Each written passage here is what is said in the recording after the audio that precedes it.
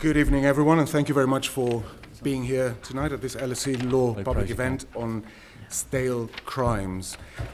My name is Emmanuel Melisaris, and I'll be the chair of this event. I'm an associate professor of law here at LSE Law.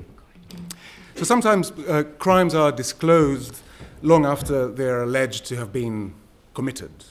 And over the past few years, we've had a torrent of such revelations in the UK, or very grave offences which were committed in the distant past.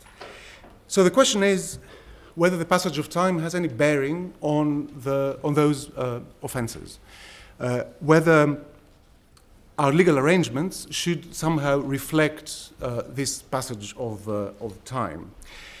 There is no statute of limitations in England and Wales.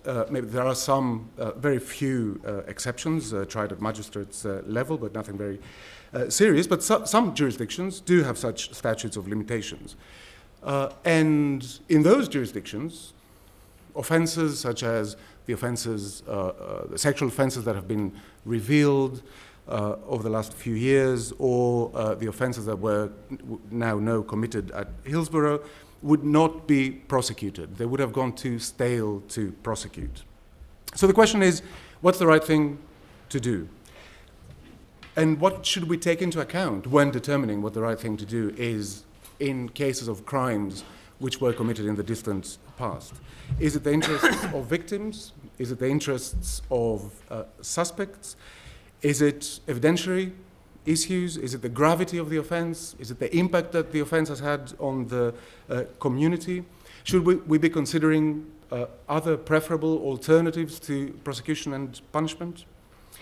So with us to explore these questions, we have three distinguished guests whom I'm very happy to welcome here at the LSE, and whom I will introduce in the order in which they will speak.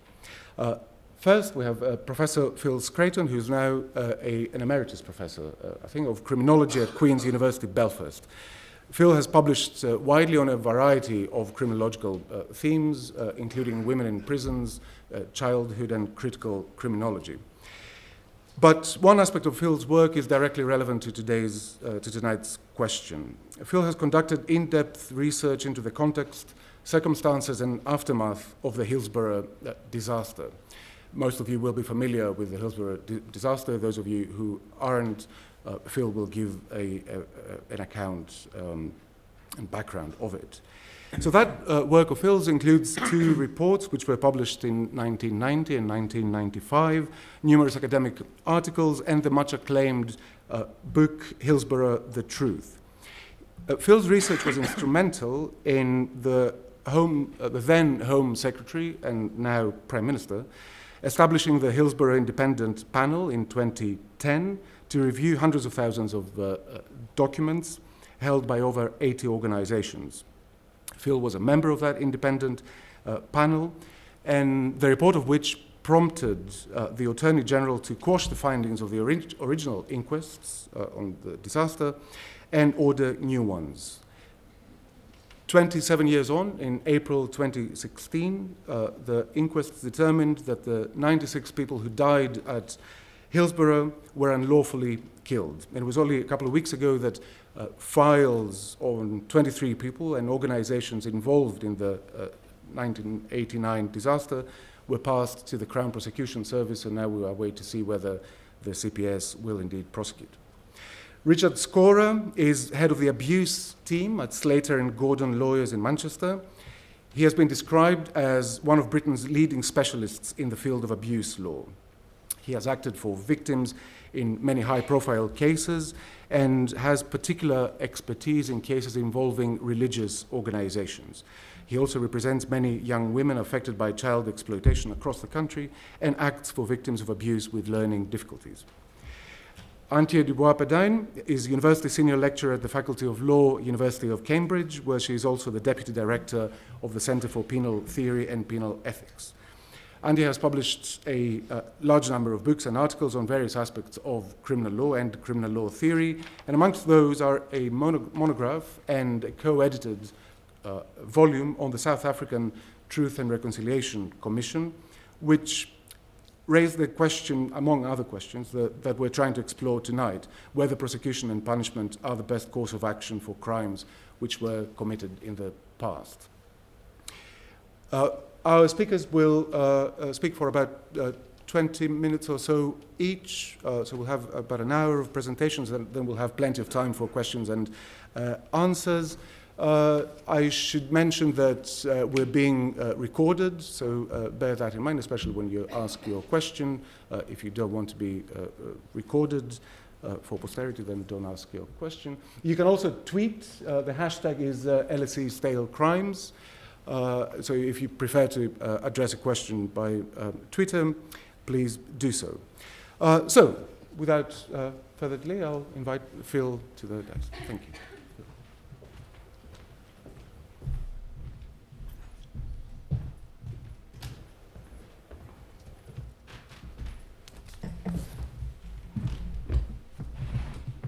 Well, first of all, thank you very much for the invitation. It's been a bit of a whirl since the inquest verdicts, and I'm not long back from Berlin and Geneva, and before that New Zealand and Australia, and I'm beginning to think I'm too old for all of this. But tonight, obviously, I'm going to give a quite different take on Hillsborough to the lectures that I've been given previously. But I have to give some introduction to the Hillsborough disaster and what happened in the immediate aftermath. So if you bear with me, I will get to the point of the evening towards the end, but I need to give some background to start with. It's 27 years and counting. The way I describe it is that my granddaughter is the same age that her father was when Hillsborough happened. So it is a generation. A whole generation, and I don't think we should ever forget that when we're looking at the history of events such as Hillsborough, that it's intergenerational. And some of the most strong voices now in the Hillsborough campaign were not born at the time of Hillsborough, but they lost their grandparents, and in some cases they lost their aunties and uncles and others. And those who were very young at the time, who've taken up the case, they lost their parents. It was a beautiful warm spring day. It was a football match, a semi-final between Liverpool and Nottingham Forest, a repeat of the previous year. The eyes of the world were on the game because in terms of football, these are the events that define the international game. So for people not interested in soccer, I understand. But outside of that, it's an international sport. And at that time, this match, this game being played in a major stadium was being watched all over the world. The stadium was a neutral venue, Sheffield, which meant that Liverpool fans had to travel from Liverpool across the Pennines, and Nottingham Forest fans had to travel north. They came in coaches, trains, private cars. As they arrived in Sheffield, they were stopped and searched. The fans were, and this is not my phrase, it was the phrase that was used by the police at the time, and it was there embedded in legislation. They were corralled and escorted to the stadium. There was no attempt to filter or steward the crowd as they arrived. I'm skipping what happened outside to go straight to the point. You can see from this slide that as the match begins, right there in the center, in the standing area in the center, you have two pens like cattle pens, where fans were crushed. And to the side, there were people standing on open terraces. How did that happen? And how did that happen when, if you see that blue small hut at the top, that is where the senior officers are watching with a bank of television screens monitored from outside the stadium and also inside the stadium. In other words, what happened here was that fans were compressed into two standing areas. They were actually 6 times the legislative agreement of what should be the safe standing area behind that goal. Whereas to the sides, you could sit on the steps. How did that happen? How did it happen that fans could come into a stadium, not knowing the stadium, and end up in this severe crush? The crush is made even more severe because the entry to those two central pens is down what was an illegal 1 in 6 gradient tunnel into the back of already full pens. That had happened because there was a crush outside. The police opened an exit gate and fans walked in unstewarded. They saw the tunnel directly opposite them. There was no stewarding at the mouth of the tunnel. Nobody closed the gates. Those two pens were already full, and over 2,000 fans walked down into the back of already packed pens. Once they were down, they couldn't get back up because of the gradient. There were immediate systemic failures. At 6 minutes past 3, the referee stopped the match. The seriousness of the crush wasn't immediately recognised. There was a delay in evacuating the pens. As you could see, they were real pens. At the front, it was a 14-foot-high railing coming in with spikes, and one small gate in each pen, no more than the width of my shoulders. A barrier collapsed because of the pressure in the front of one of the pens, and at that point, they were 20 deep, dying, and they couldn't get out through the actual gate at the front because they were blocking it.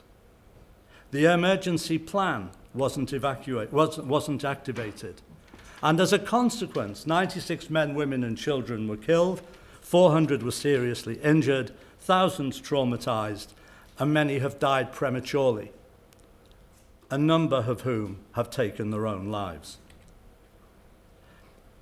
The 18th of April was a defining moment because the newspapers moved the actual text from one of pity and concern for what had happened at Hillsborough to blaming the fans. Dead fans robbed by drunk thugs. Vile fans fought us as we tried to help the dying. Police accused drunken fans. Sick spectacle of pilfering from the dying. Liverpool pickpockets pounced on the dead. Yobb's sex jibes over a girl's corpse. That was actually Victoria Hicks, Trevor Hicks's daughter. Both of his daughters, and Jenny, his partner, both of their daughters died. Heavy drinking fans besieged the ground. And of course, this was headed by the Sun leading with the truth and repeating these allegations. Kelvin Mackenzie, not a stupid man, had actually decided overnight he was going to run the headline, "You scum." In fact, he was convinced not to do it by the intervention of his political editor. So they ran the headline, "The truth." This shifted, this day, this Wednesday, shifted the entire agenda in terms of what Hillsborough was about. The legal proceedings that follow, and I have to just go through these very quickly, was a judicial inquiry was held under Lord Justice Taylor, went on to become Lord Chief Justice. He found that the cause was overcrowding and that the reason was the failure in policing. In other words, that reversed the popular narrative. But look at the date, August 1989, just months after the April disaster. Although he came to that conclusion, and although, as it's been shown, it was the correct conclusion, he never had the opportunity to look at the mass of material that had been gathered around Hillsborough, its cause and its consequences. Criminal and disciplinary investigations were run by the same police force, the West Midlands Police, who I might say at the time had their serious crime squad under suspension for corruption. They ran the criminal and disciplinary investigations. The decision was taken there would be no prosecutions and no disciplinary actions. The inquests, which at the time were the longest inquests in legal history, they ran from 1990 to 91. And to the complete shock of the families and dismay, the partial evidence that was taken throughout those inquests, and I sat through them all, led to an accidental death verdict. The 96 had died by accident. What came after that was civil actions. They were decided without liability behind closed doors, and the South Yorkshire Police, who were the police force directly involved, they paid the highest percentage of damages. A judicial review of inquest verdicts were held between 1992 and 93, and the result of that was that they stated in the High Court that the inquest had been conducted in an exemplary fashion. The judicial scrutiny of new evidence, never been heard of before under Lord Justice Stuart Smith, former MI6 Commissioner, was held between 1997 and 98. And then in 1999, the two most senior officers were subjected to a private prosecution which lasted for six weeks. The outcome of that was that the most senior officer, David Duckenfield, it was a hung jury. And his assistant was exonerated. I began researching the disaster with the Hillsborough Project just months after it happened. It was funded by the Liverpool City Council and based in Liverpool. Our research team wrote the first report, Hillsborough and After, the Liverpool experience, telling the story of the disaster, telling the story of the aftermath and all that the families went through. I then wrote with my team No Last Rights, the denial of justice and the promotion of myth in the aftermath of the Hillsborough disaster. That looked at the case against the police in particular, but also analysed the full inquests, but also looked at the role the media had played.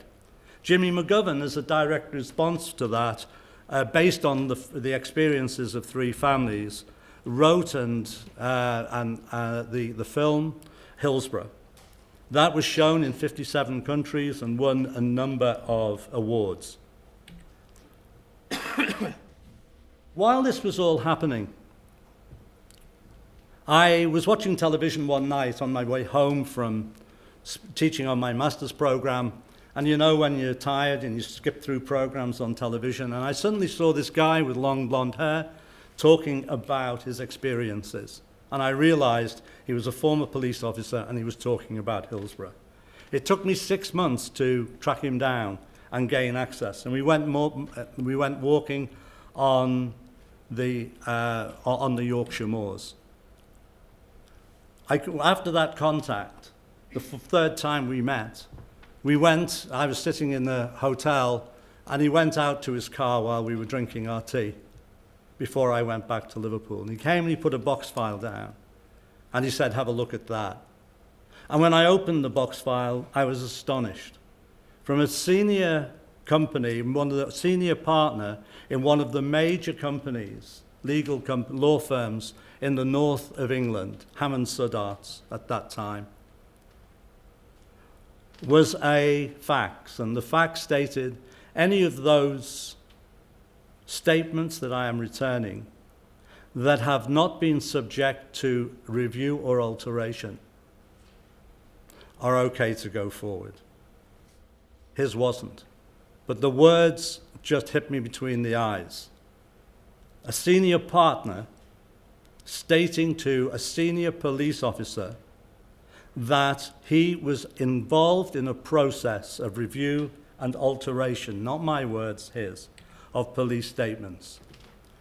What I discovered was it was a force-wide process. It was known and legitimated by the West Midlands Police investigators, the judicial inquiry, and the coroner. All of those investigations I've just discussed. A judicial scrutiny came about as a direct consequence of this, and also at the same time. I wanted to just show how this works, in a way, when a High Court judge running a judicial scrutiny has the capacity to be able to say any wide-ranging inquiries, such as advocated by Professor Scraton, etc., would clearly impose enormous burdens on the police, the emergency services and hospital and medical staff, etc. I am satisfied that Lord Taylor's inquiry team were in no way inhibited or impeded by exclusion of material from the original statements. The allegation made by Professor Scraton of irregularity and malpractice is not substantiated. You can imagine how that went down with my Vice-Chancellor. So, in 1999, I decided to write the first edition of the book, Hillsborough the Truth. I have a few copies with me if people want to buy the latest. What I wanted to do was to tell that story from all that we had been involved with, contextualizing Hillsborough, the control versus safety issue, the endemic failures in duty of care right across all of the organizations. I wanted to reveal the immediate circumstances, the delays in rescue and evacuation, the way the bereaved and survivors had been treated in the immediate aftermath, and I can deal with that in questions. I called that a tragedy out of a disaster. The failure to prosecute, the failure to discipline, and of officers, that is, and the inadequacies of the inquests. I'd argued during the inquests that we should review them at the time of the inquests, and the legal team disagreed with me, went to a family's vote, and I lost that vote by 3. Otherwise, we would have had a judicial review during the inquests. And then, of course, the review and alteration of police statements. When this came out, I thought we had actually made a major breakthrough. The Sunday Mirror serialized it, how the truth was censored, quoting from the changed statements. I thought, this is the moment. 10 years on, yes, they've had to wait 10 years. But now we will see a major change, a major shift. It didn't happen. I called 2000 to 2009 the lost decade. And throughout that time, what I was witnessing were families in total and utter distress. As I said before, some of the survivors took their own lives. Others had dreadful breakdowns, early onset of Alzheimer's, a whole range of connected issues to Hillsborough. And I worked with the families throughout that lost decade, but it amounted to nothing. But as you can see from that lower slide, the Liverpool fans, the Liverpool supporters, they never gave up. Truth and justice became their watchwords. In 2009, Andy Burnham stood at the annual memorial service at Anfield in front of 30,000 people. He stood in front of the cop and he stated that he was going to move his government to hold a further investigation and have all of the statements, all of the documents revealed. I was explaining before that I had to inform him, far be it from him being a minister of state, that he didn't have those powers. 30-year rule would mean that we couldn't reveal the documents at that time. But to his credit and to Gordon Brown's credit, they changed the law. And so, in July 2009, we went ahead with a truth recovery proposal. I wrote it on behalf of the families. What that actually adds up to is a right to truth, a right to behave in that way, not just for the truth for families, but in the public interest. I often remind people that any of us could be involved in those kinds of tragedies. To review the conduct and appropriateness of previous inquiries, to identify and challenge the much publicized myths and deceit, to actually develop a research context which would access all the documents and look not only at the circumstances, the long history of Hillsborough, which Taylor hadn't been able to do, right back to Safety at Sports Grounds Act 1979, right the way through to the aftermath and how the families were treated. To establish responsibility and accountability, and to effect that through due process. The Hillsborough Independent Panel was set up with these terms of reference, which I was instrumental in being written. that there would be full public disclosure of all government and publicly held documents and material. The report would detail how disclosed information, and this was a crucial phrase, adds to public understanding of the disaster and aftermath. The public, in that sense, have a right to know and understand.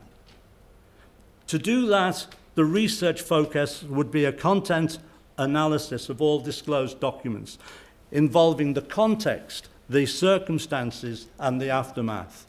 I knew at that time this was going to be an enormous task.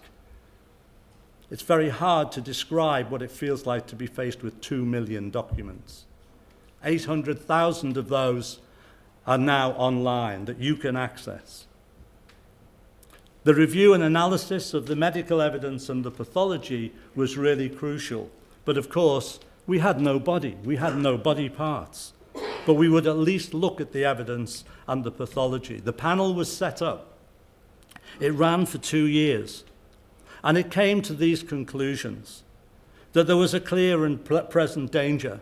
The approach, access, the turnstiles, the terraces, the pens, the evacuation, in all of those situations, a known risk was being run.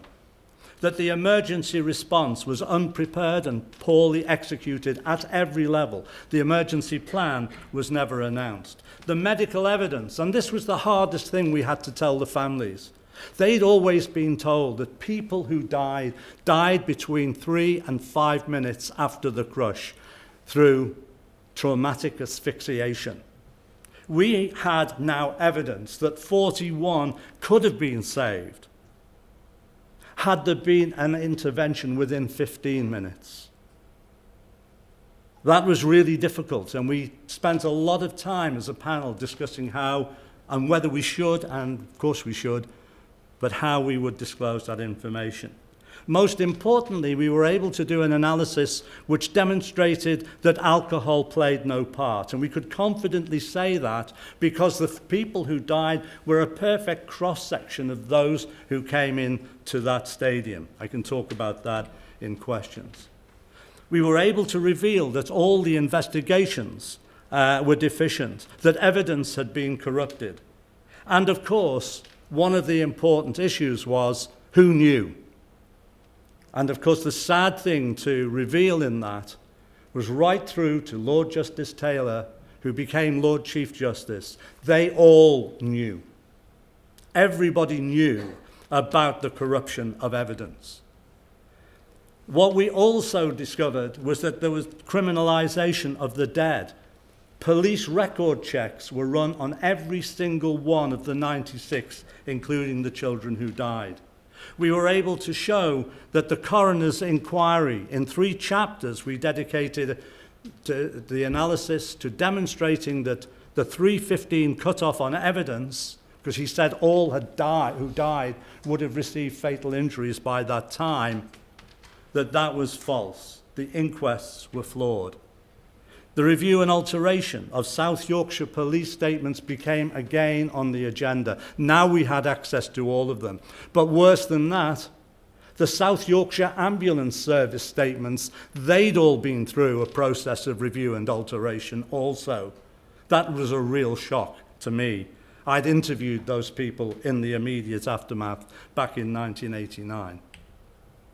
And then, of course, the final chapter of the 400-page report demonstrated that the media had been directly manipulated by the head of the Police Federation, we named him, by the local Tory MP, Irving Patnick, and by 2 senior officers who spread those lies, and they were lies, on that Wednesday, or on the Tuesday, and on the Wednesday they were reported in the Sun. I'd always thought that.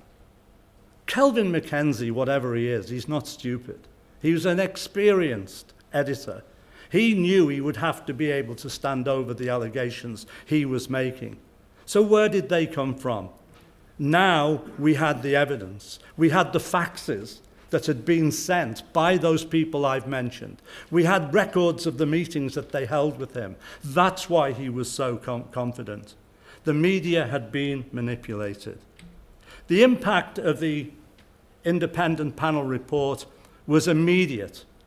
The government hadn't seen the report, and nor had any of the parties, and we can discuss that in questions if people want. We refused to allow any of the interested parties to see the full report. We only allowed them to see the sections of the report for factual accuracy checking that were directly referred to them.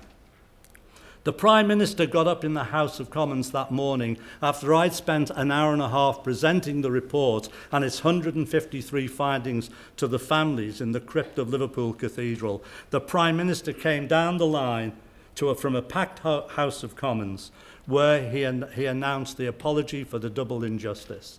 The injustice in the first place of Hillsborough and the failure in the courts that followed. By October, the IPCC had announced that it was going to mount its biggest ever investigation, and it's still ongoing, with up to 200 full-time investigators from this period to now. Throughout that, what they are focusing on are the South Yorkshire Police and the West Midlands Police investigators and the alleged cover-up. Operation Resolve, another 200 full-time officers, also been in place since December 2012. Both of these work out of major offices in Warrington in the north of England. That was to focus on criminal culpability of any individual or organisation. And those that are concerned with the police are managed by the IPCC. Those of you who are interested in the technicalities of this can go to the Memorandum of Understanding, where constructive cooperation between the two teams has to recognise the independence remit of each unit. They work on different floors, they pass in the lifts, but they only meet on agreed moments, on agreed topics. The inquest verdicts, after the now longest inquest in legal history again, 2 years, 2 full years. The interest of justice must be served, said the Lord Chief Justice.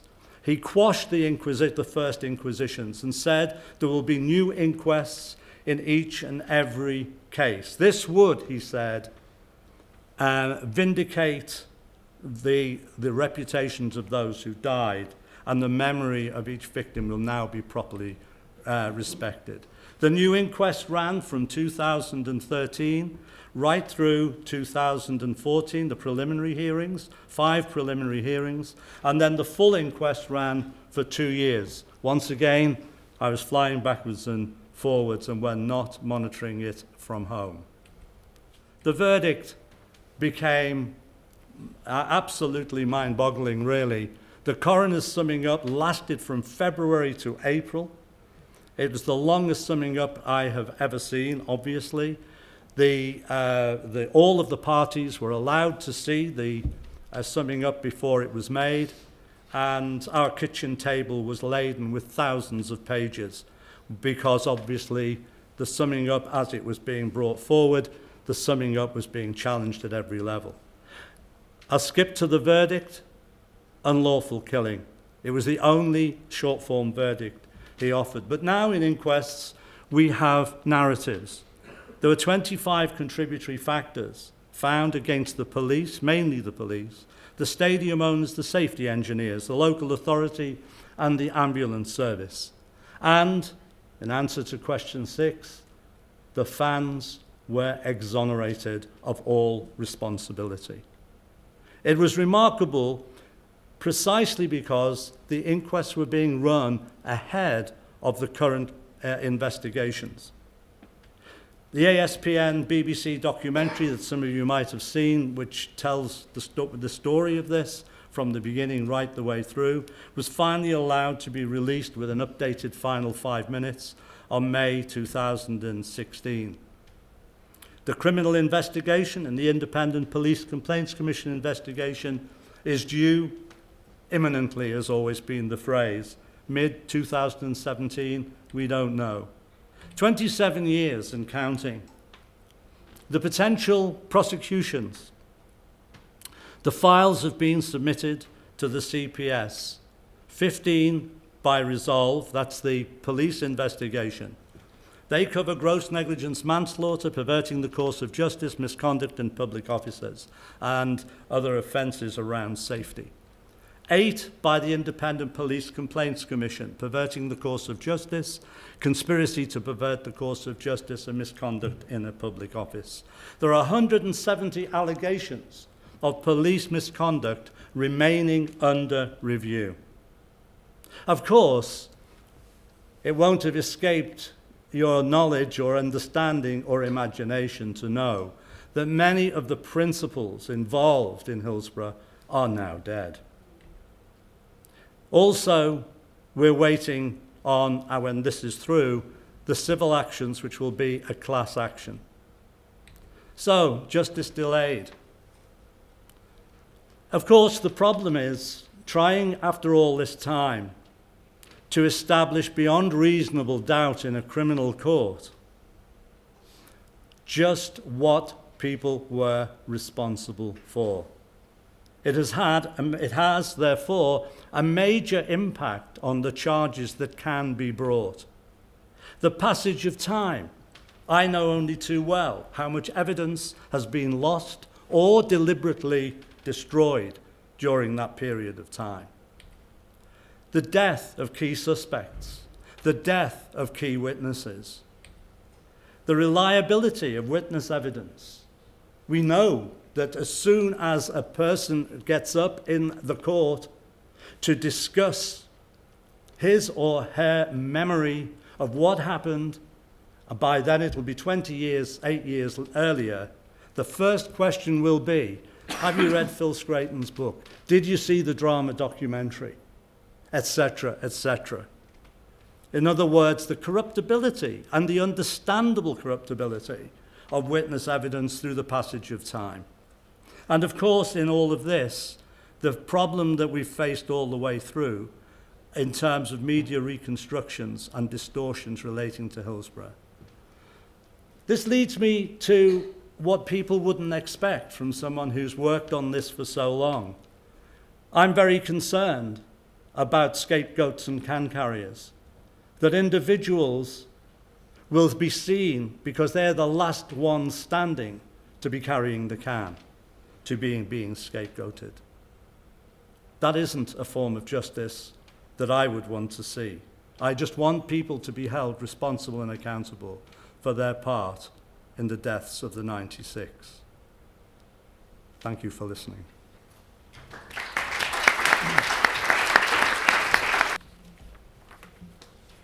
Well, thank you, Phil, for that excellent and very interesting presentation. And thank you, Manolis, for this invitation to come and speak today. As Manolis said before, much of my work involves acting for victims of historic sexual offences. So it won't surprise you that I'm going to argue, and I hopefully argue strongly against the imposition of any sort of cut-off or arbitrary time limit on the prosecution of those offences. I appreciate that this debate about whether we should have time limits in the criminal law goes well beyond the sexual abuse cases, but I'm going to focus on these, partly because that's my practice, my area of specialism, but also because there's no question that particularly since the Jimmy Savile scandal broke in 2012, we have seen a significant increase in the numbers of prosecutions for sexual offences. And it's in relation to those sorts of offences that we most often hear a demand for some sort of statute of limitations to be imposed that would make it impossible to prosecute those offences after a certain period of time. So we have to understand, firstly, why it is that we have a situation where we're having to prosecute so many sexual offences so long after they occurred, and whether imposing a statute of limitations on that is actually a sensible response. And in my view, and in my experience of representing people who have been through this process, I think there are two reasons, really, why we find ourselves in that situation of prosecuting offences so many years later. And the first reason was encapsulated by Lord Justice Sedley, Stephen Sedley, in a court judgment in 2001. It was actually a judgment in a civil case, but it's equally applicable to a criminal case. When he said, and I quote, "It is in the nature of abuse of children that it creates fear and shame, and these in turn produce silence. Silence is one of the most pernicious fruits of abuse. It means that allegations commonly surface, if they surface at all, only many years after the abuse has ceased." That's the reality of child abuse. That's the reality of sexual offences. Victims are very often ashamed to disclose or scared to disclose. And Keir Starmer, who the former Director of Public Prosecutions, now a Labour MP, when he was DPP, and he was going around the country trying to educate the CPS staff on why it was that people would take so long to come forward, would invite members of staff in his audiences to turn to the person next to them and start to try to describe the most recent sexual experience that you've had. I'm not going to ask you to do that today, but obviously an embarrassing thing to have to do with a consensual sexual experience. The point is that the embarrassment involved in doing that is difficult enough to deal with. Think how much more difficult it is if you are the victim of sexual abuse and you have to walk into a police station and talk to a complete stranger about a sexual experience that was degrading, that was humiliating, that may have been violent, that you're ashamed about, and where the abuser will almost certainly have told you, and probably told you many, many times, that nobody will believe you. So that fear and that shame around the taboo of sexual abuse is one reason why these cases take so long to come to court. Silencing is part of what child abuse does, and the worse the abuse, the greater the silencing. And if we have a statute of limitations on the prosecution of this sort of crime, then inevitably you reward the abuser who is best at, most effective at silencing the victim. So that's one part of it. But I wouldn't want to give the impression that that is the only reason why cases take so long to come to court. There is another factor, and a significant factor, as we're learning more and more, and this is to do with the way that we as a society and the way particular institutions in society deal with allegations of sexual abuse when they do surface. It's certainly true that a lot of victims of child abuse stay silent for many years, but when we've dug into the backstories of the cases that are coming forward now, what we actually find is that in a remarkable number of these cases, people did come forward and people did try to complain about what was going on. Something which is much more common than people appreciate. And people see the headline statistics now about the dramatic increase in the number of prosecutions for sexual abuse. And they think, well, why are all these people coming out of the woodwork now and complaining about something that happened 30 or 40 years ago? Why didn't they complain before? The answer is, in many cases, actually they did complain before.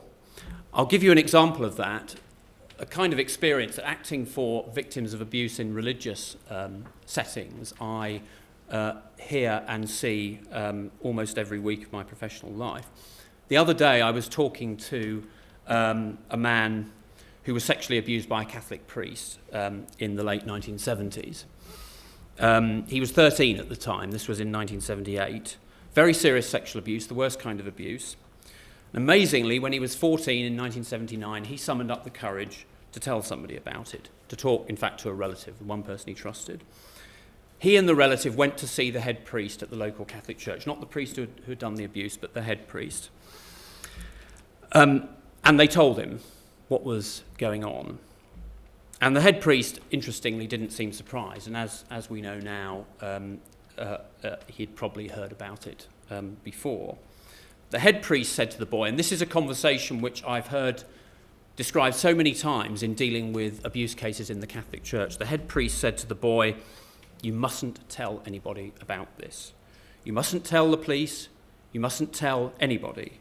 If you tell the police, your name will be all over the papers." Completely untrue, of course. Sexual abuse victims had at that time a right to anonymity. Your name will be all over the papers. Your mum will be ashamed. Your family will be ashamed.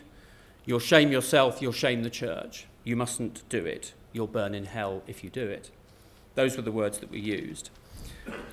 In return for your silence, we will move the priest to a different location, which was indeed what happened. As I say, this is the sort of conversation that has happened many thousands of times in the Catholic Church in this country and in other countries when abuse victims go to complain. So in 1979, when that conversation happened, that boy didn't go to the police. When he became an adult, he did try to complain. Interestingly, he went to the police in 1997, he went to the police in 2004, he went to the police a third time in 2010, and on each occasion he was told, we can do nothing about this allegation, we have no evidence, you're the only person who's making this allegation, there's nothing we can do. So he gave up. Remarkably then in 2015, he was telephoned out of the blue by the police and they said, we have other people coming forward to make allegations against this priest. We're going to prosecute Father Murphy, and they did, and in fact Father Murphy in the event pleaded guilty. So that was a prosecution and conviction of a priest for appalling crimes which happened nearly 40 years earlier. A prosecution of a serious crime that would never have been possible if we'd had a statute of limitations. And what's more, a statute of limitations would have rewarded the Catholic Church for silencing that boy in 1979, and indeed rewarded the police for failing to deal with those allegations later on. So that's one example. I'll give you another example, which is a case that's been in the media over the past few days. You may have seen it, and it's yet another case from a religious context, and a remarkable number of these cases of systemic abuse do come from religious settings. Last week, a man called Peter Ball was released from jail after serving time for sex offences. Peter Ball used to be a bishop of the Church of England, a very prominent bishop in the Church of England. This was back in the 1990s. A very well-connected bishop, in fact, in the Church of England. He was a friend of Prince Charles, close friend of Prince Charles, close friend of Margaret Thatcher. And in 2015, he was jailed for sexual offences against young men. And these were offences that were originally committed in the 1980s. What we now know, and what has come to light only now, is that those offences that were prosecuted finally in 2015, when he was prosecuted and sent to jail, those offences could have been prosecuted in 1992. And the reason that they could have been prosecuted in 1992 is that at that time, the Church of England, and probably the then Archbishop of Canterbury, was aware of 6 other allegations, 6 serious allegations against Peter Ball. They knew about those allegations in 1992. They had a file in Lambeth Palace containing details of 6 other men who had come forward and made allegations. They decided, quite deliberately, not to share that information with the police. So that information about what Ball had done stayed locked in a filing cabinet until 2013, when somebody in the Church of England came upon that file and finally decided to fess up about what had happened. And that led to the prosecution of Ball, and he was convicted in 2015. So again, crimes quite deliberately hidden for over 20 years to protect the reputation of the Church of England. If we'd had a statute of limitation on the prosecution of sexual offences, Peter Ball, a serial sex offender, would have got off scot-free. More than that, the Church of England, as with many institutions of this kind, would have had an incentive, an even stronger incentive, to keep hiding the truth, because they would know that after a certain period of time, it would no longer be possible to prosecute those offences, and they, the institution, as well as the offender, would be off the hook. And I could give you, I'm afraid, countless examples of cases like that where institutions in this country have suppressed the truth about abuse, and if and when, hopefully when, the independent inquiry into child sexual abuse finally gets underway, and we have the hearings that we've been waiting for, you will hear many of those details start to emerge, involving a range of different institutions in this country. There are a lot of conspiracy theories involving Westminster politicians which do the rounds on the internet. I don't subscribe. to the wilder conspiracy theories, but it is very clear that there are certainly two cases where senior politicians in this country were protected from prosecution in respect of child abuse by the intervention of powerful people on their behalf. Those particular individuals being Sir Cyril Smith, now dead, a Liberal MP, and the other one, Lord Greville Janner, a Labour MP, also now dead. And there is compelling evidence that both of those individuals were protected and not prosecuted when they should have been. So that is the reality that we deal with in cases of child abuse and sexual assault. The shame of victims, and in some cases the deliberate cover-up of abuse in order to protect the powerful. So that's the reality we deal with. Having said all of that, I have to make it clear that I recognise also that the argument doesn't end there. You can't simply look at this issue by looking at the position and the rights of the victim or the alleged victim. We have to also consider the rights of the accused. I'm a lawyer. Like many of you, I believe in the rule of law, and the rule of law means taking account of the rights of the accused as well. And I have no difficulty in saying, and I've said it many times, that you can only prosecute historic sexual offences if you can have a fair trial of the accused. We can only do it where we can achieve fairness of trial. Why I disagree with a statute of limitations in relation to the prosecution of sexual offences is that it assumes, without any justification, that in a particular category of offence, effectively you can never have a fair trial after a certain period of time, after a certain number of years. That is simply not the case. And the cases that I've mentioned earlier, the Peter Ball case and the Catholic priest case, these were both cases where the abuse happened decades ago. But when those cases came to trial, the complainant and the accused were obviously both alive and mentally competent. They were able to testify. But more than that, the individuals who were involved in other capacities, in other respects, in the surrounding circumstances of those cases were clearly alive and able to testify as well. And documents still existed which were relevant to what happened. And interestingly, the Church of England and the Catholic Church both have strong traditions of record keeping and keeping records in storage for a long time. So in many of these historic cases, we have discovered that we can go back and look in the archives, often with some resistance from the church, but when we overcome that resistance, we are able to discover documents that are highly relevant to prosecuting historic sex offences.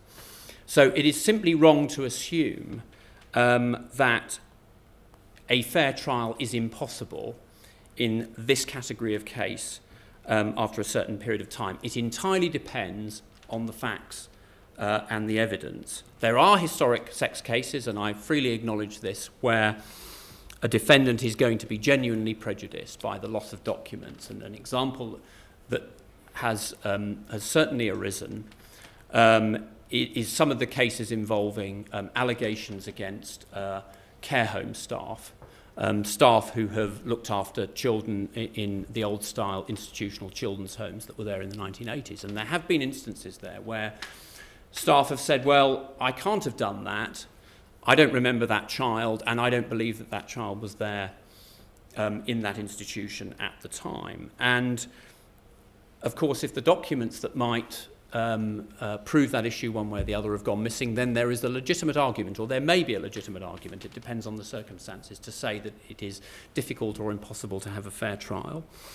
But the question of whether you can have a fair trial is a question that has to be answered on the facts of the individual case. It has to be answered on a case-by-case basis. You cannot make generalised decisions about that, consigning a whole category of case in that way.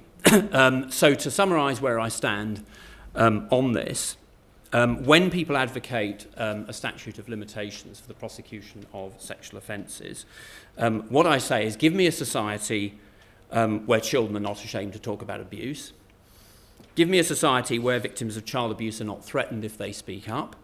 Give me a society where the police can be relied on to investigate allegations seriously and investigate them properly.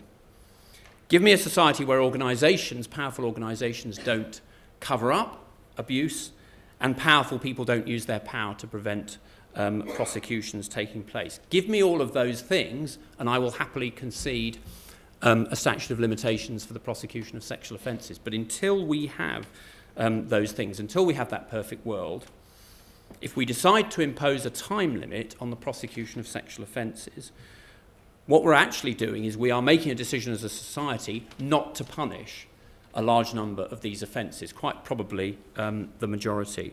We're not making a decision to prosecute those offences sooner. We are making a decision not to prosecute them at all and not to punish the people who do those things.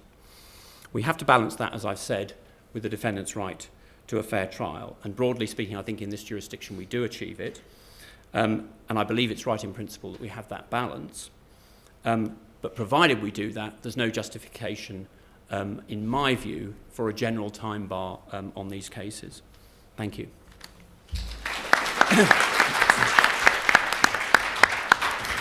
Thank you very much for these, in a sense, stories of concrete examples about which one could talk for a very long time. But what I really want to do is I want to pose the question whether there are principled reasons why one should not prosecute crimes after a certain amount of time has elapsed since their commission. In other words, what are the principled reasons we might have to endorse a system of criminal law that works with prescription, that works with limitation. And when we look at these reasons, we should also think about whether these reasons support a system of prescription which is exceptionless, or whether these reasons merely support a presumption against prescription, a presumption against prosecution which arises after a certain period of time, but which could be overcome in exceptional circumstances, and if so, what these circumstances would have to be like. And I take it as my starting point here that the stale evidence problem is not the one I want to focus on. So the problem that through the passage of time, evidence may have become unreliable, or counter evidence may have been lost, and alibi evidence may have become impossible because the defendant cannot reconstruct what he was even doing on the day when this sort of thing allegedly occurred. And so that's not my problem, because I think the stale evidence point is one that is properly addressed in the context of exercising prosecutorial discretion. So it cannot support on its own an absolute case for prescription when there is evidence that is reliable, or when there is even a confession, then we may not think that the prosecution is in any way advantaged by the passage of time, or that the defense is in any way disadvantaged by it. So I'm really thinking about whether we should endorse prescription, with or without exceptions, as a principle of limiting the power that we are prepared to exercise over each other through our prosecutorial system. So posed in this way, one can see that there is really a rule of law dimension to this topic. Do we have good reason to limit the authority of the state when it comes to prosecution of crimes, simply because a certain amount of time has passed between the commission of the crime and its prosecution? Now, there are obviously disadvantages to such a system. And indeed, some of the disadvantages have been stressed by my previous speaker. We potentially allow offenders to benefit from their own efforts at concealment. We could have cases where somebody just decides to sit out the consequence of their crimes by absenting themselves from the jurisdiction or by going into hiding. We also potentially frustrate victims of crime who only discover that they have become a victim of a crime way after the fact. in certain financial cases, cases of embezzlement of funds, cases of fraud, you may just discover that you have become the victim of an offense after a very long span of time has already passed, and then you might report this kind of crime to the police in another jurisdiction, only to be told, well, mate, it's 10 years before. Sorry, you're out of time. There's nothing we can or will do now. Or, of course, there are the very many cases where the crime as such is discovered contemporaneously, but the suspect is not identified until very much later. And that means we might even have to sit by while the original offenders continue to draw advantages from the spoils of their earlier crimes. So all these are, of course, disadvantages of a system where you say a time out is being reached on the prosecution of crimes after a certain period of time has elapsed. Some also claim that there are certain systemic advantages of a practical kind to having a system of prescription. And the first practical advantage that it is claimed exists is that we allow investigators and prosecutors, we keep them on their toes. They must act speedily in order to proceed with cases. We also focus on our prosecutorial efforts on cases that are still exercising a disturbing effect on public peace here and now. So the consequences of the crime are still actually felt. And we could say that one reason, one systemic advantage of a practical kind is that by staggering our limitation periods according to some notion of how serious we think the underlying crime is, so we have theft prescribed a lot quicker than unlawful act manslaughter, and that again prescribes more quickly than, say, a more serious offense, perhaps a forcible rape, and that then prescribes still more quickly than something that is another type of homicide offense. If we were going down the route of letting murder prescribe, we would probably let it prescribe only very, very late. So we can use the staggering of limitation periods to also communicate about the perceived seriousness of the type of crime. And in that sense, we are using our limitation periods then to reinforce the public validation of the greater or lesser seriousness of the underlying crimes. But if we just had these practical advantages in view, then I think they could not support a system of limitations. So what principled reasons are offered in the literature to support a system of limitations? The first argument that one encounters very frequently is the idea of a self-rehabilitation of offenders. So here, the underlying thought is that the need for punishment has fallen away because the offender himself has succeeded in living a crime-free life since his original offense. So say you have a young man, goes out, hangs out with other young men, gets involved in fights outside the pub, and yes, he was the guy who broke that other guy's nose, but he's never found out. And 25 years later, when he is a good family man, very disapproving of the young men who hang out in the pub at night and get into silly fights and then involved in punch-ups, breaking another person's nose, he is eventually identified as the guy who broke this other chap's nose 25 years ago. Should anyone take any action now? Probably the prosecution wouldn't, but one never knows. It might be such an easy case to prove that they are tempted to do it, or they might even have a confession. He runs into the guy and apologizes to him, and that guy says, I never knew it was you, but now I can prove it because you apologized to me, so I'm off to the police to get you prosecuted. So if you have that kind of situation, perfect evidential situation, and conviction in the bag, yet there might be an argument to be made that it's inappropriate to prosecute because this is not a case where we as a community should still think of ourselves as owing the victim that prosecutorial effort. Why? simply because so much time has elapsed. But of course, this argument about the self-rehabilitation of offenders, if it merely feeds on the fact that a person has not reoffended, is in itself quite weak.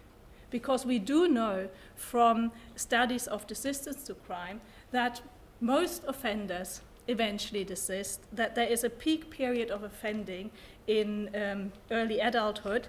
And what we also know from our studies of desistance is that we cannot even say that those offenders who have gone through the experience of being prosecuted and punished will therefore consequently have an easier time to desist offending than those who've never been caught and just desist for other reasons. And that is because most desistance ultimately is self-motivated, is motivated by a desire to make life work out in a different way for yourself and for people you're close to.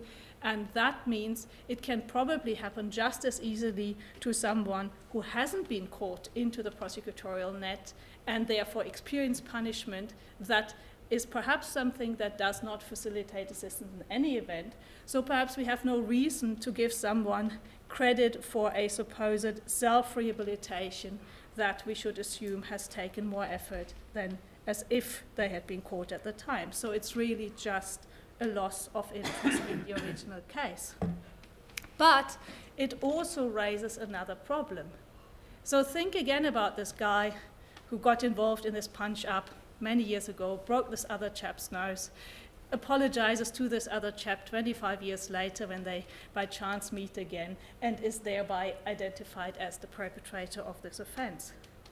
If you could now, and you could in this country, proceed to charge and convict him of an assault, perhaps give him less punishment because it was so long ago, you still have to ask yourself the question, who I am addressing in this criminal trial. Am I speaking to the 19-year-old, to the aggressive 19-year-old who got involved in an argument and used his fists? Yeah, obviously not. You're now speaking to the 44-year-old family father who has already long endorsed those messages and shares exactly your views about the 19-year-old who was so quick to use his fists. So there is also a sense that your trial becomes very skewed because the purposes, the person you are trying to reach in that context has, in a sense, disappeared into history. That person is no longer there to be addressed. Another argument that is made in the literature, and in a sense, it's the most interesting argument to pursue from a theoretical point of view, is whether we can support a position where we say that the importance of the crime itself diminishes with time. And that's the reason why we no longer think it calls for a public response of disapproval. So the suggestion one finds in the literature is that in some way, at some point, a crime becomes historical. It's historicized through the passage of time. And the way in which I can explain the idea to you is through an example of an interpersonal wrong that's not a crime, at least not in the moment and not in this country. So assume that you find out that last week your partner was unfaithful to you. Chances are you're outraged. You know, this is a really, really serious violation of the trust in the relationship. You are thinking whether you should, split up, leave him. Anyway, this is a big issue. Now assume that you find out that 20 years and a week ago, your partner was unfaithful to you. Well, you might still think that matters. All right. You thought you were in a relationship with a faithful person. You find out, no, 20 years ago, and a week ago, they were actually unfaithful to you. So this is going to color your perception of your partner. It is going to, make you think about what to do. But chances are that if you walk out, you leave him immediately because you're not going to, live with this fact that this has been done.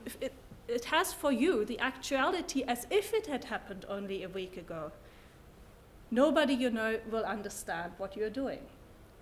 So in some ways, you then look upon this event, this act of unfaithfulness that was 20 years and a week ago, as something that is part of the history of your very long relationship. And it really calls for perhaps an adjustment of your interpretation of that relationship, but it is just part of that. It is in that sense historicized. And there is, I think, a way in which we can look at some crimes in those perspectives. They become historicized, they no longer matter. Even when we find out today, even when the person deliberately covered them up and evaded being caught for them, too much time has passed to call this a relevant event for this day. So that is why I think systems of limitation could be supported, but that would, the historicization point, I think, would only support very long prescription periods, such that the practical effect of having limitations might be very much limited by that. You know, not very many prosecutions would be stopped. What is sometimes seen as concerning, and that is certainly a situation in relation to certain not so serious crimes, crimes of a financial nature, is that the prescription period can be so short that it actually undermines the effectiveness of prosecution. And that is certainly a situation that that would then be concerning, because then you're sort of taking away with one hand the promise that you gave with the other that you would intervene in relation to this kind of offense. So it seems to me that the principled case for why there should be prescription should be based on saying we want as a community to have a sense of for how long we typically think that a certain type of crime still matters, and we are not operating with with an idea where the significance of an event is frozen in time. You can't do that in any event. Something will happen subsequently, and whatever happens subsequently will contextualize and influence the significance of that event. And that gives me a chance to very briefly comment on the two presentations we have heard here, which I wasn't aware of before, but which I found really fascinating. So in relation to the Hillsborough case, in a sense, one reason why this has grown into such a huge thing is the very fact that after the initial disaster had happened, the victims were hounded and singled out as if they had sort of brought it upon themselves, and false allegations were being publicized about them. In other event, what happened afterwards began to contextualize the original event in a way that made this much, much bigger than it even was, because it was a tragedy that became a crime in a sense. It was also a crime, but a crime of negligence when it happened. And then there were deliberate ways in which everything was made much, much worse. And the alliances that were formed were all formed against the people who were the original victims in order to suppress the truth of public failures involved in their initial protection from coming out. And so that is the case where sort of the inverse happens from what normally happens. The crime becomes historicized, it's sort of, people eventually overcome this.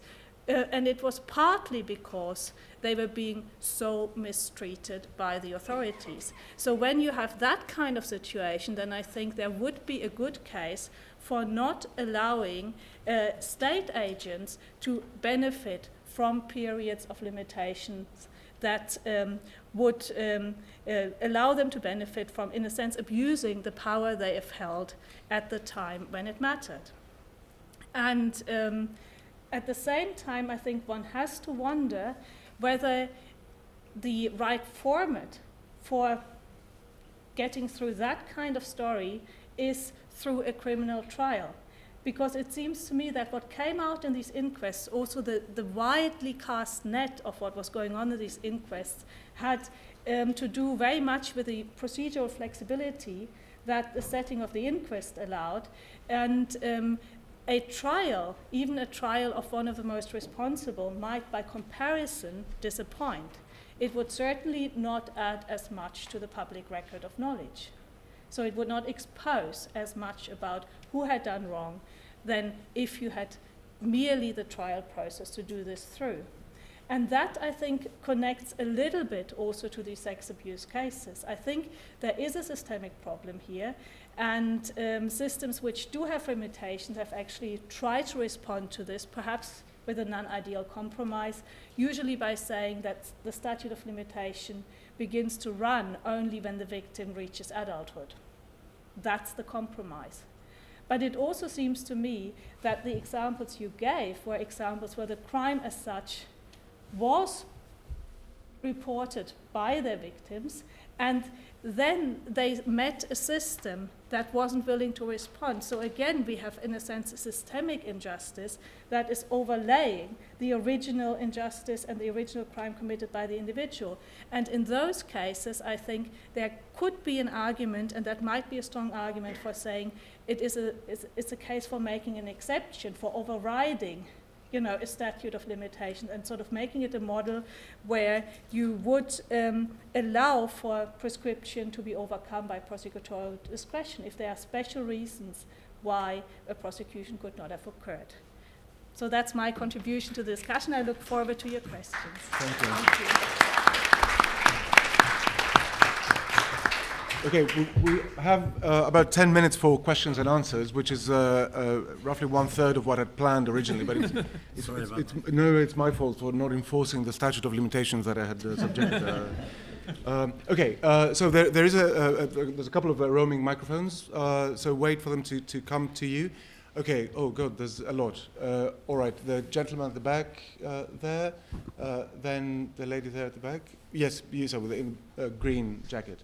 And then the gentleman here and the lady here at the front. So we'll take those 5 questions. We'll take one from the Lecture Plus students as well. Yeah.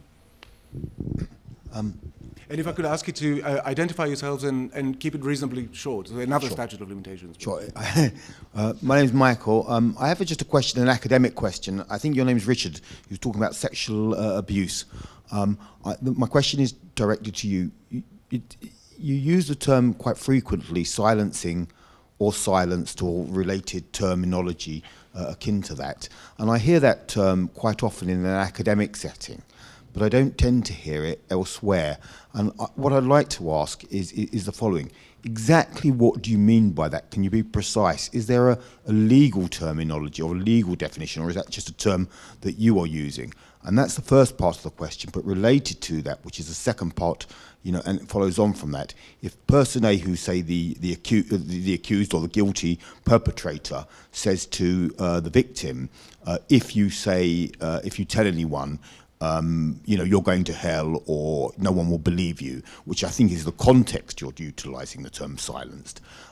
It seems to me that it's not in itself a coercive situation. It's not, force is not being utilised there, and I'm not sure precisely what is wrong with that per se, apart from it's not very nice.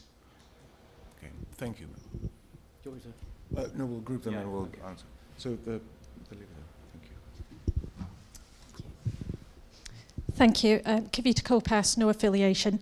I've got a question that I think spans across all of the cases that you've discussed, and that's around data integrity and the issue that without data integrity, how do you then prevent manipulation, corruption, and alteration of the facts over time, which seems to me to be an exponential problem.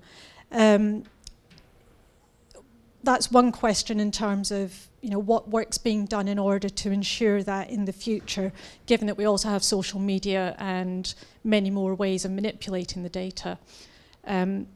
The other question, or the other point, was around the smartness of criminals, and do we actually underestimate the fact that there's a long period of preparation up to a crime being committed before a victim's actually created, and that a victim may not know that they've been a victim of a crime until many years after, for example, in the cases of child abuse, where a child isn't aware that there is such a thing as a crime until they're in adulthood.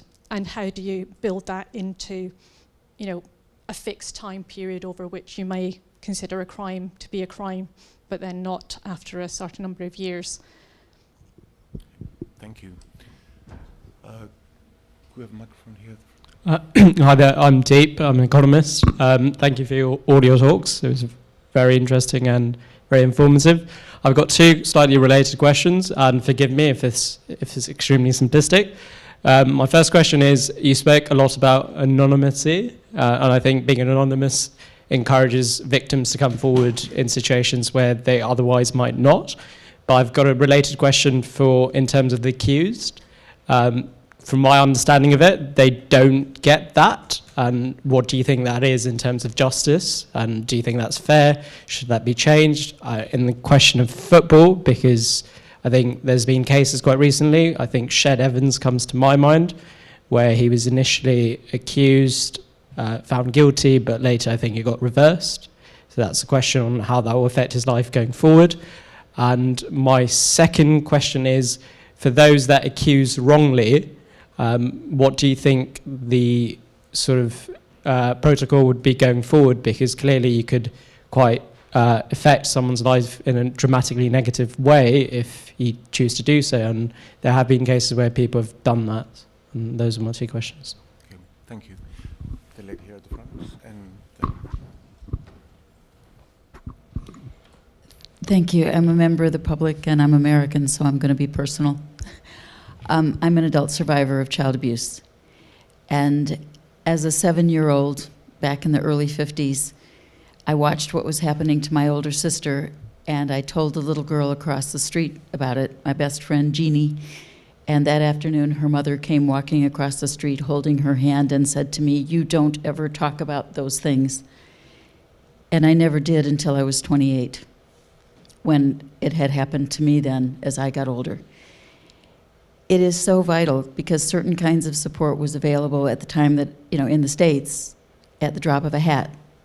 Certain kinds of psychological counseling support that isn't available in this country for people who are coming to terms with these things and realizing that what happened to them really wasn't maybe happening in other families, really wasn't happening, to other, in other schools, or what maybe kind of wasn't normal. And until it seems like a double injustice is being done by a national health service that doesn't have things in place, by all of these services not being available to adult survivors, that it isn't just the courts that have to act. The support has to be there. thank you.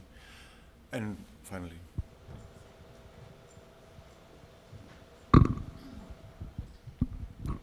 Hi, thank you so much for all your speeches. I'm Charmaine. I'm a member of the Lectures Plus project in LSE.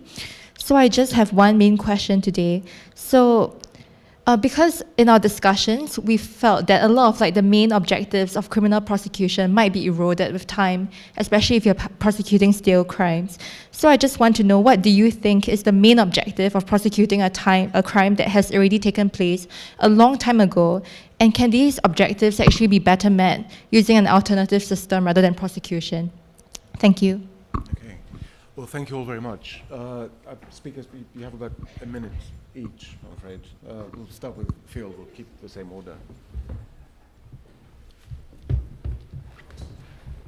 I mean, it's difficult for me because a lot of those questions were not directly related to the case that I've been working on today.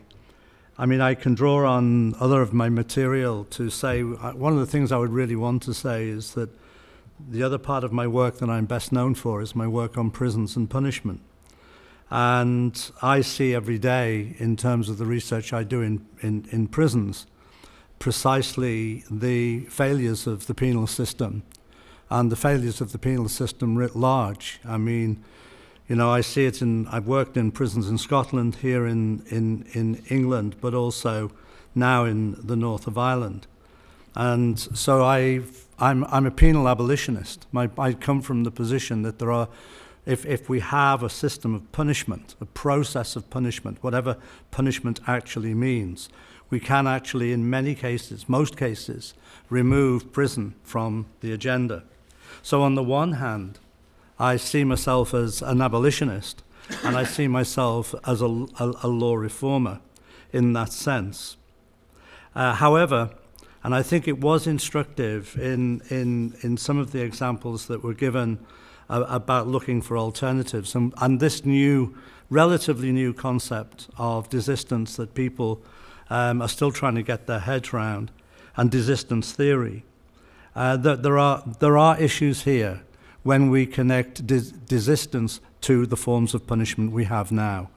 And to put it in its most simple form, the prisons we have quite often create bigger problems than they resolve.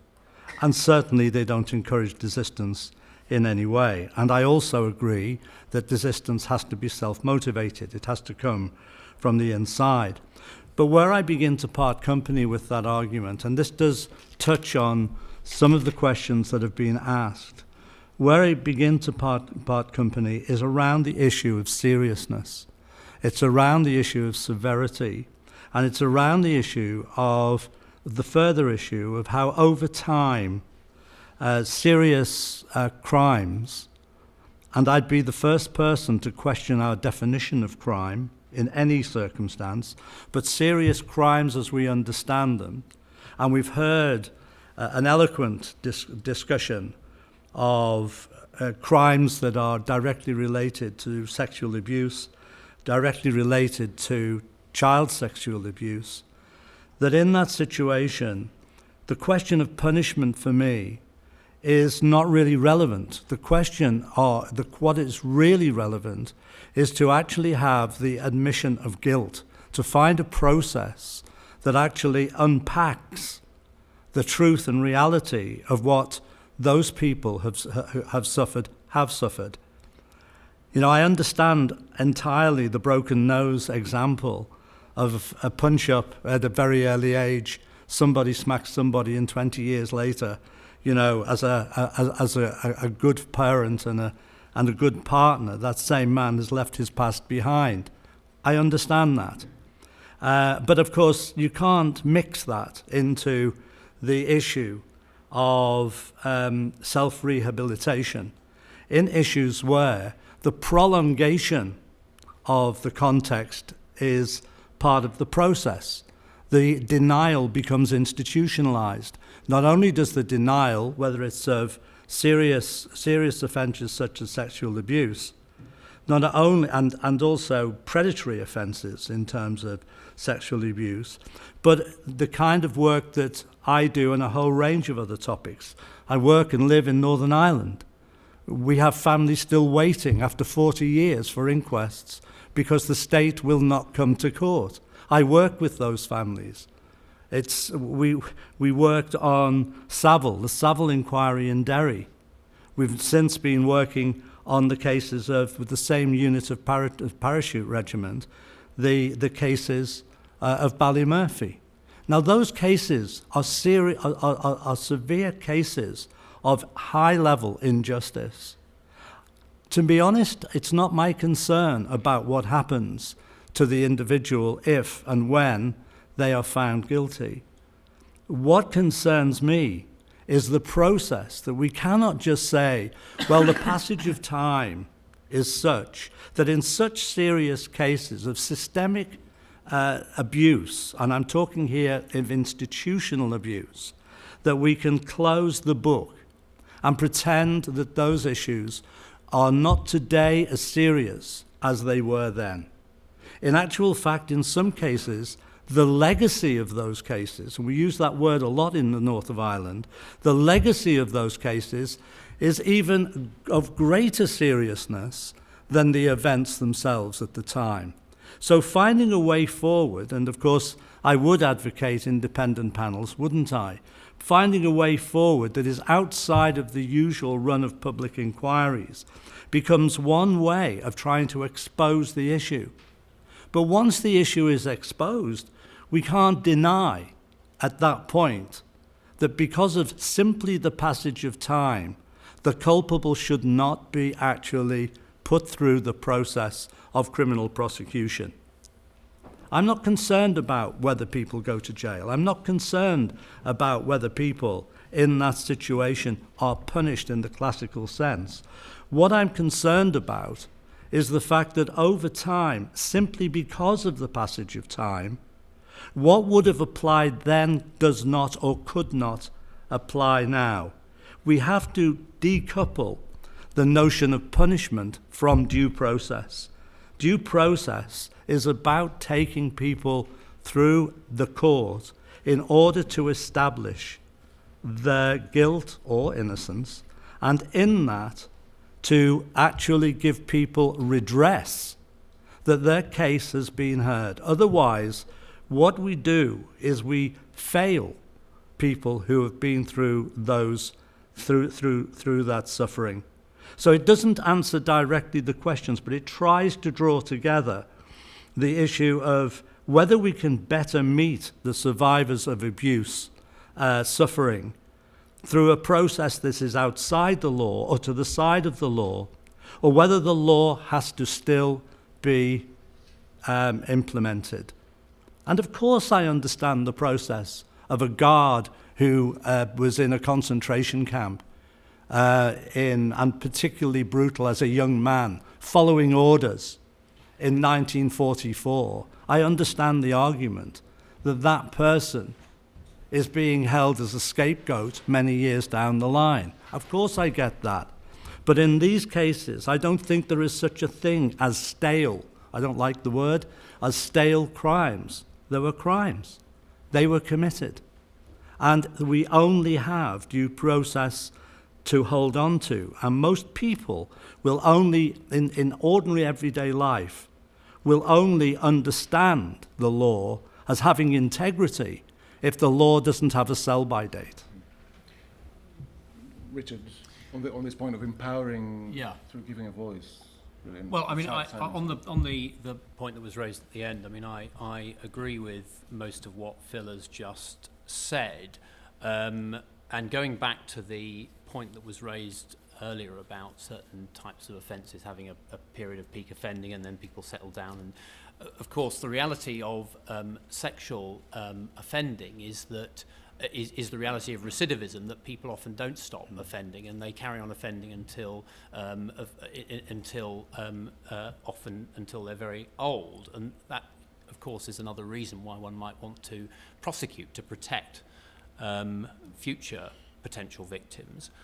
I'll just try and do a whistle-stop tour of the questions that were asked. The guy at the back, I think, said about silencing. I'm using it, obviously, not in a legal sense. I'm using it simply in a common sense way to describe what happened. You said, why is it wrong? Well, it arguably is morally wrong for somebody to commit a crime and then tell the victim that they're not going to be believed if they try to report it. And in certain circumstances, it may legally constitute a further offence if it involves threats. But the reason I mentioned it was it's simply part of the reason why people delay for so long in coming forward and making allegations.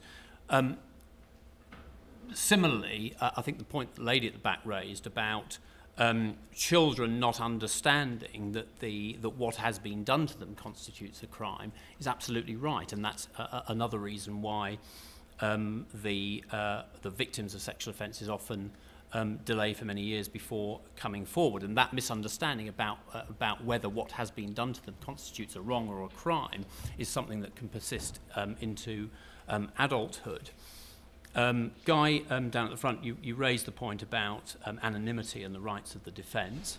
In very brief terms, I believe in open justice. I think that there is a case, probably quite a strong case now, for pre-charge anonymity. That, in theory at least, is the position which the police try to adopt in these cases.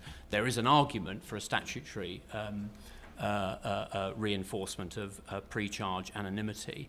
But I do believe in open justice when it comes to these cases, and it is often, the reality of sex offending is often that it is only when a person is prosecuted, that other victims come forward, because the reality of sex offending is that people often don't say what has happened to them because they think they are the only victim. The Ched Evans case, which I understand why you raise it, my understanding of that, I may be wrong on the facts of that, but my understanding of that is that it was the publicity around the first trial that enabled him to find the witnesses and build the evidence that secured his acquittal at the subsequent trial. So an argument perhaps for open justice. So I hope that deals with the points that I've raised. Well, I think I probably also don't have a particular point to make about the question, except that I feel quite strongly that when this sorts of events happen where you are up against the system, so you're not just up against relatives who may not want to hear the allegations, but you are up against, in a sense, a much larger thing. You know, you're up against institutions, you're up against a systematic suppression of evidence. Then not only do you find that delay makes things worse, but you also find that what the priority becomes to get an acknowledgement of what has happened out of those whose denials have been facilitated by other people in power. And at the same time, you are increasingly reaching a point where there was a very good question here at the front actually about the purposes of the criminal trial, where what we normally seek to achieve with a criminal trial hardly seems to be the reason why we conduct this sort of process through the criminal trial mode. Now, my sense of why we, on an everyday basis, engage in criminal trials is because overall the framework is that we want to decide on which terms we move forward from here with the offender. So that is the purpose of the trial. And in a sense, then the trial outcome, when it is a conviction and a sentence, sets out those terms. They may be modifiable in the future in certain ways, but that's the deal now, because this is how we think that as a community, as a society, we will respond to what has happened. Now, you were talking mostly about cases where precisely that process has not occurred at the right time. The right time would have been pretty soon after after the crime took place. And eventually this becomes a systemic problem, because we must then understand that it can, on occasion, undermine the legitimacy of doing it much, much later, although I would say that that isn't inevitably the case. So I would not want, I think it would be misunderstanding to say I wouldn't want to see any late prosecutions of crimes that were covered up 20 or 25 years ago, including in particularly sexual crimes. But I think we must then have the openness to create procedures that are more appropriate to what is then the real issue. And the real issue then is actually public acknowledgement and admission. Right, okay, passage of time, good, yes. There's a range of fantastically interesting themes and arguments here. Now, if you want to explore these themes in more detail, more depth, you're very welcome to come to the Lecture Plus seminar on Wednesday at 1, which will be led by me. If you want to sign up for that, especially the students in the audience, please do come to the front. To the Lecture Plus team. It's a student initiative, which is great. We've got lots of other public events coming up. I don't really have time to plug them. It's about new ways of seeing like a state with Fleur Johns. Shami Chakrabarti will be here on the 13th of March.